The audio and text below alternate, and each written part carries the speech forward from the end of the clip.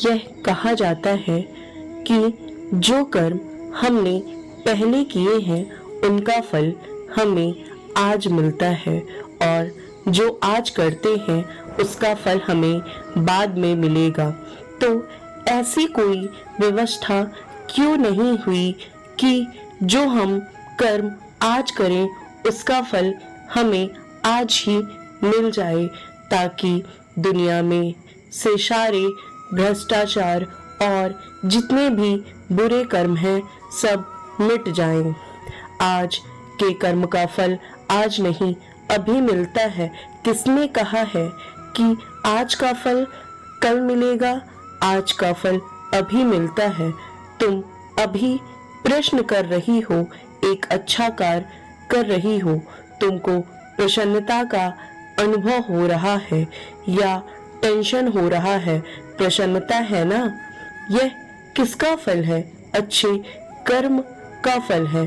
अगर आप राह में चलते किसी भिखारी या किसी गरीब को 2 रोटी खिलाएं तो रोटी खिलाने के कितनी देर बाद संतुष्टि आएगी? तुरंत। और आपने किसी के जेब से रुपए निकाला, रुपए निकालने के बाद आपके मन में टेंशन कितनी देर बाद आएगी? तुरंत। समझ में आ गया है कि अच्छे कर्म का फल भी तुरंत मिलता है और बुरे कर्म का फल भी तुरंत मिलता है। अगर हम बुरे कर्म करते हैं तो हमें उसका फल अवश्य ही एक न एक दिन भोगना पड़ता है, चाहे उन बुरे कर्मों का फल देर से ही क्यों ना मिले, परंतु एक ना एक दिन इंसान को उसकी अनुभूति अवश्य होती है। जो व्यक्ति भला करता है, अच्छा सोचता है, अच्छे कर्म करता है, तो उसे उसकी अच्छाई का फल चाहे उसी समय ना मिले मगर मिलता अवश्य है। कुछ कर्मों का फल तुरंत मिलता है और कुछ का फल बाद में मिलता है। उदाहरण के लिए जैसे कि पुण्य का प्रत्यक्ष फल क्या है? प्रसन्नता व संतुष्टि। और पाप का प्रत्यक्ष फल क्या है? संताप व तनाव। पुण्य किया, प्रसन्नता आई, संतोष मिला। पाप किया, टेंशन आया, संताप मिला, एकदम तुरंत। लेकिन यह तो हुआ प्रत्यक्ष फल।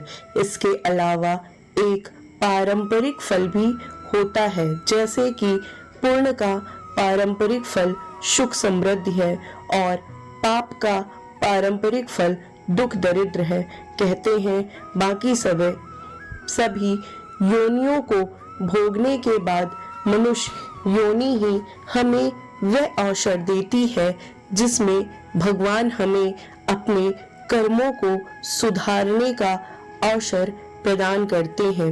यह कर्म न केवल वर्तमान को प्रभावित करेगा वरन आने वाले भविष्य को भी प्रभावित करेगा।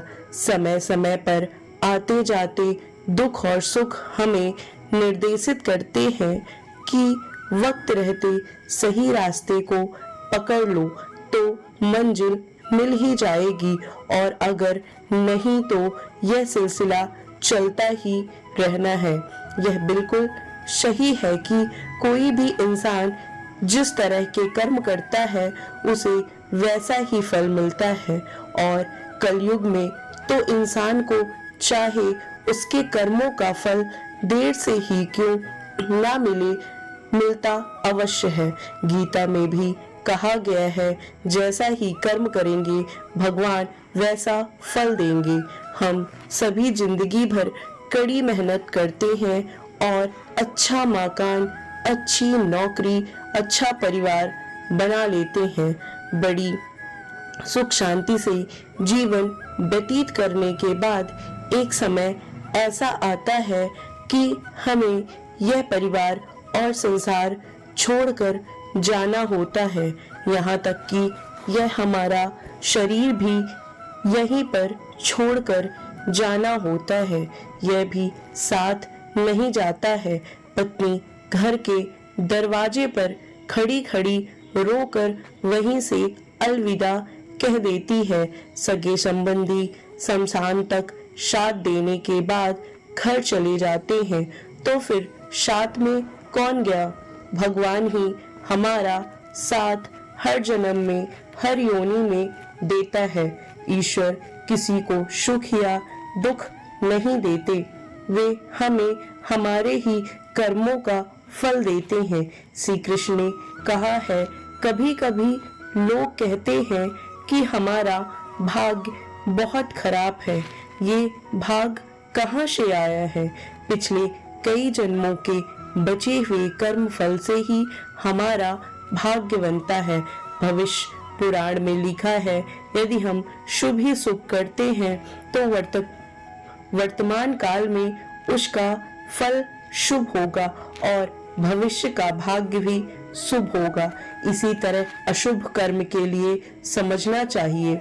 शास्त्रों में कहा गया है कि जो शुभ कर्म करते हैं उन पर ईश्वर की कृपा दृष्टि बनी रहती है। इसको सही मानने में कोई हर्ज नहीं है। हम देखते हैं कि जब कोई कर्मचारी पूरी लगन शिद्दत से अपने काम को करता है तो मालिक कभी कभी वेतन के अलावा उसे खुश होकर इनाम भी देता है। हो सकता है कि इसी तरह शुभ कर्म करने वाले पर भी भगवान की कृपा बरस जाए, पर इतना तो तय है कि कर्म किए बिना फल की आकांक्षा करना या ईश्वर की कृपा के भरोसे बैठे रहना अज्ञानता है। आपकी वर्तमान वास्तविकता आपके कर्म का परिणाम है, जो होशपूर्वक या अनजाने में आपके अपने पिछले कार्यों के परिणाम स्वरूप अस्तित्व में आया है। साथ ही आपके वर्तमान कार्य आपके द्वारा हर पल किए गए चुनाव आपके भविष्य के कर्म को परिभाषित करेंगे। कर्म का नियम कहता है कि एक आत्मा बार बार पृथ्वी पर अपने कर्मों का फल काटने के लिए तब तक आएगी जब तक कि वह सभी लंबित कार्यों को समाप्त नहीं कर देती। कठोपनिषद में कहा गया है कि यदि मरने से पूर्व ईश्वर को अनुभव से जान लिया तो वह मुक्त हो जाता है, यानी मोक्ष को प्राप्त करता है। इसका तात्पर्य यह हुआ कि वह जन्म मरण के चक्र से छूटकर सदा के लिए ईश्वर में समा जाता है। यदि जीव का जन्म मरण छूट जाए, यानी विभिन्न शरीरों में घूमना रुक जाए, तो वह समस्त दुखों से मुक्त हो जाएगा। शरीर ही दुख का कारण है। जीव को जन्म लेने में दुख होता है, जीवन भर कुछ न कुछ दुख लगा रहता है और पुनः मृत्यु के समय महान दुख उठाना पड़ता है। भक्ति या उपासना का परम उद्देश्य है ईश्वर को प्राप्त कर जन्म मरण के चक्र से सदा के लिए मुक्त हो जाना। भक्ति या उपासना करने का यह अर्थ नहीं है कि परमात्मा हमारे सारे कुकर्मों या दुष्कर्मों को माफ कर देंगे या हमें कर्मों के फल नहीं भोगने पड़ेंगे। हाँ, एक बात अवश्य है कि जब साधक ध्यान की गहराइयों में उतर जाता है तब उससे उसके पापों का क्षय होने लगता है। दोस्तों, मैं उम्मीद करती हूँ कि इन बातों से आपके जीवन में नए बदलाव आए होंगे। आपको इस वीडियो के माध्यम से क्या सीखने को मिला, कमेंट में जरूर बताइएगा। जय श्री कृष्ण।